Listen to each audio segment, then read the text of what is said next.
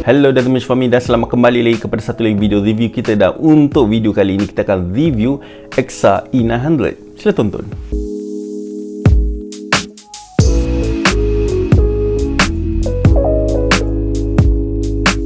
Ini sebenarnya adalah review yang tertangguh. Sebab kalau korang perasan, aku sebenarnya dah mula pakai headphone ini dalam beberapa video aku yang dah lepas. Dan aku boleh simpulkan, aku sangat-sangat berpuas hati. Sebelum tu, aku nak cerita sikit pasal brand EKSA ni. EKSA ni sebenarnya dia adalah anak brand atau anak syarikat kepada One Audio yang bertapak di Hong Kong. Brand One Audio ini sebenarnya adalah brand yang fokus kepada audiophile. So, jadi semuanya dari segi audio, mostly headphone kebanyakannya. Dan dikatakan diorang ni dah ada 10 tahun pengalaman dalam menghasilkan barang-barang audio. Dan manakala EKSA ini pula adalah untuk One Audio ni fokus kepada barang gaming. Jadi sebelum tu aku unboxing, kau tengok dulu spek yang ada pada EKSA E900 ni.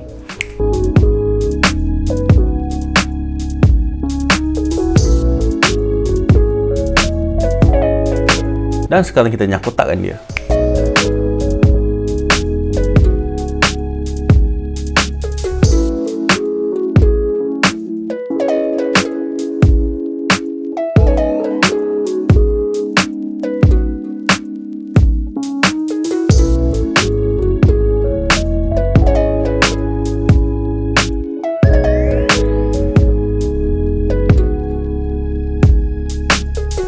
Dalam kotak ini kita ada satu unit headphone dengan kabel 1.8 meter dengan audio controller dan juga velcro loop.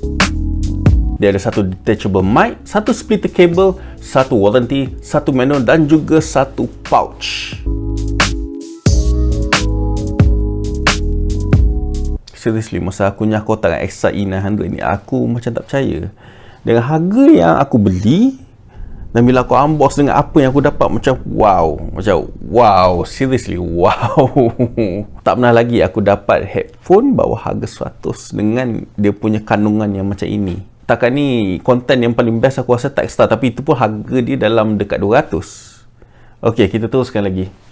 Dan sekarang kita masuk ke review dia. Bahagian pertama iaitu design, yang bahagian aku paling suka sekali dan aku takkan tipu lah. Yang ini betul-betul tiru HyperX Cloud. Korang tengok ni, dari segi rupa dia, dari segi structure dia, even dia boleh macam ni. Mikrofon dia pun memang sebiji dia tiru, tapi dia tiru dengan agak bagus. Dia nak mimik dia punya keselesaan dia, dari segi dia punya keutuhan dia. Dengan dia punya colour basic dia pun sebiji. Aku okey dengan design ni. Pasalnya design ni dia tak terlalu sangat nak jerit this is gaming headset. No, dia bagi aku dia adalah design yang selamat. Dia boleh fit untuk semua jenis orang. Dia boleh fit sama ada budak yang pakai ataupun orang tua yang pakai. Bukan saja untuk main gaming, tapi untuk video conferencing. So tak adalah kau tengah meeting dengan bos kau. Sekarang ni zaman PKP kan, dengan bos kau tengok kau punya mic dia tengah bililap sana sini dan semua orang tengok kau. Tak, dia adalah design yang selamat. Dari segi jenis headphone ni pula, aku syak dia adalah jenis open back ataupun semi open. Sebabnya memang sound dia tu tembus keluar daripada bahagian tepi dia. Dengan nampak pula, kalau kau tengok sini, memang nampak dia punya bahagian dalam dia tu, dalam speaker dia tu kan. So aku rasa kalau aku tengok tepi sikit ni, ataupun kalau aku buka ni, aku rasa mungkin akan ada bahagian yang terbuka sikit daripada dia punya driver dia tu expose keluar. So aku syak dia mungkin paling kuat adalah jenis semi open. Yang mana jenis open back ni dari segi sound dia takat ni memang bagus. Tapi itu secara keseluruhan lah. Yang ni aku tak ada nak cakap sound dia tu sangat bagus. Yang tu nanti aku akan review dalam bahagian audio dia. Dari segi keseluruhan memang aku cakap dia tiru HyperX Cloud. Kan dari segi dia punya rangka besi tepi ni dengan dia punya wire yang terkeluar ni, seriously sama. Satu lagi yang aku suka adalah dia punya volume control dia. Simple. Volume control dan juga mic untuk on dengan off. Kalau kau tak nak mic, just off aja. Tak. So tak ada siapa akan dengar kau maki ke, kau marah ke apa. Tak dengar. Ataupun dengar kau bunyi nafas. Dan antara yang lainnya adalah mic ni sendiri. Dia adalah detachable. See? Kalau lah kalau nak pergi jalan-jalan keluar kan, atau sambil drive kan pakai headphone, it's okay. Just letak sini and kau belain. Kau tak ada nampak macam yelah nak pergi bercakap dengan apa atau keluar mic kat tepi ke, tak ada kan. Kau tak nampak macam lah gamer nak pergi berperang ke apa kan, nampak okey. Dan kata tiba-tiba kau nak main game PUBG ke atau COD mobile ke apa kan, just cucuk je kat phone korang, lepas tu pasangnya balik kau punya mic ni macam ni. Good to go for battle. Dan satu lagi point yang paling besar aku rasa adalah dari segi compatibility dia. Dia boleh masuk PS4, dia boleh masuk dengan Xbox One, dia boleh masuk PC, dia boleh masuk laptop. Semuanya adalah sebab satu komponen yang dia bagi yang dinamakan splitter. Splitter ni membolehkan dia, kabel dia yang satu ni dibahagi kepada dua, iaitu mic dan juga headphone. Jadi untuk yang tak boleh nak support jenis satu kabel atau dia panggil TRRS atau TRS macam tu, so splitter kabel ni bagi kita option. Ini aku betul-betul suka.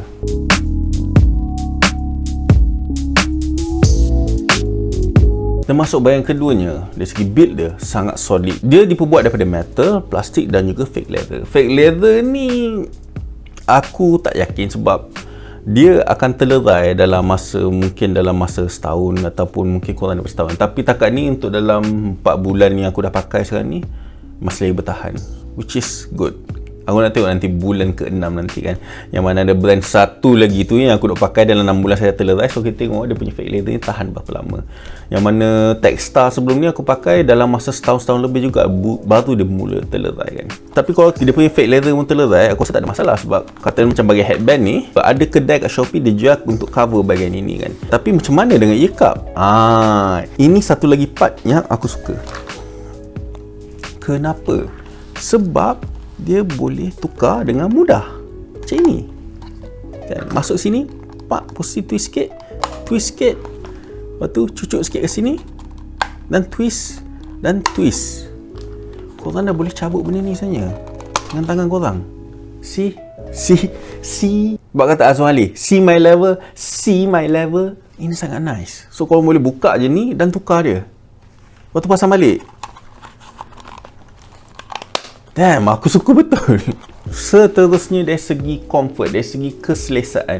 Mula-mula aku rasa pad dia macam keras tau. Tapi bila letak, dia start, pad tu dah start ikut bentuk muka kau. Lepas tu kecengkaman tak terlalu kuat. Aku tak ada masalah pakai benda ni kan. So kalau even kata, kalau aku tak selesa, dah start tak selesa dengan pad ni ke apa, boleh tukar dengan Valor ke apa. Macam aku tunjuk tadi, dia boleh tukar dengan mudah. Aku boleh main berjam-jam dengan ini pada jangka masa lama. Cuma sebab fake leather ni dia berpeluh macam biasa lah kan. Tapi selain daripada tu, keselesaan okey. Seterusnya dari segi audio dia pula. Audio dia boleh aku cakap dia lebih kepada warm side. Dia bassy kan, tapi tak adalah over sangat. Masih lagi boleh dengar dia punya mid dengan high dia kan. Mostly dia adalah warm side, tapi aku perasan dia terasa macam sedikit boomy. Boomy ni macam sedikit macam berdengung sikit bagi aku. Untuk korang dengar lagu, okey. Untuk main game, very nice. Aku tak ada masalah nak main game ni. Memang dengar kau punya musuh, surrounding kau semua dengar. Nice. Hello, Ben Syami, dan ini adalah ujian mikrofon untuk EKSA E900. Jadi bagaimana? Boleh dengar aku berbisik tak? Dan sekarang aku masuk kepada review secara keseluruhan, iaitu pros and con dia. Pros yang aku suka adalah dia adalah semi open back, bunyi yang bagus, bunyi warm dengan bass dia padu. Lepas tu ada audio controller dan mic dia boleh cabut. Ini penting. Ini sangat penting. Mic boleh cabut kan. So tak adalah mic tu sentiasa macam kat depan muka kau saja. Lepas tu design dia, I love it. Design dia tak terlalu gaming sangat. Design dia selamat kan. Ya, design tiru pun daripada HyperX Cloud kan. So nak cakap apa lagi. Kemudian dia sesuai dengan apa saja yang pakai jack. No problem. Ada lubang jack, cucuk aja.